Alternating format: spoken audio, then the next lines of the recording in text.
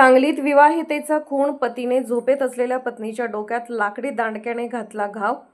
सांगली शहरातील शाहूनगर परिसरात आज पहाटे भीषण खुनाची घटना उघडकीस आली।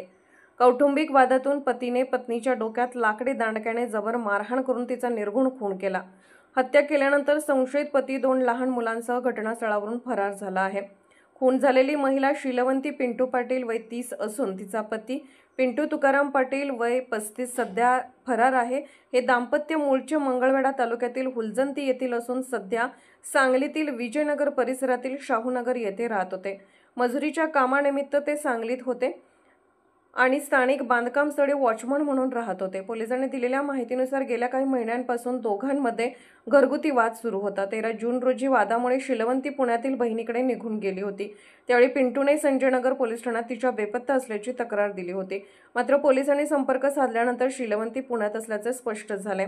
शनिवारी ती पुन्हा सांगलीला पतीकडे परतली। मंगळवारी रात्री पुन्हा वाद झाल्यानंतर रात्री झोपलेली असताना पतीने तिच्या डोक्यात लाकडी दांडक्याने वार केला, त्यामुळे तिचा जागीच मृत्यू झाला।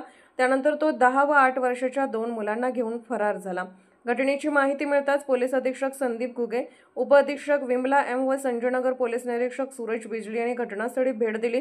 प्राथमिक तपासात पतीच्या खुनाचा मुख्य संशयित असल्याचे स्पष्ट झाले असून पोलिसांनी त्याच्या शोधासाठी सोलापूर जिल्ह्यात शोध मोहीम सुरू केली आहे। घटनास्थळी नागरिकांची मोठी गर्दी जमली होती। या दुर्दैवी घटनेने परिसरात खळबळ उडाली आहे।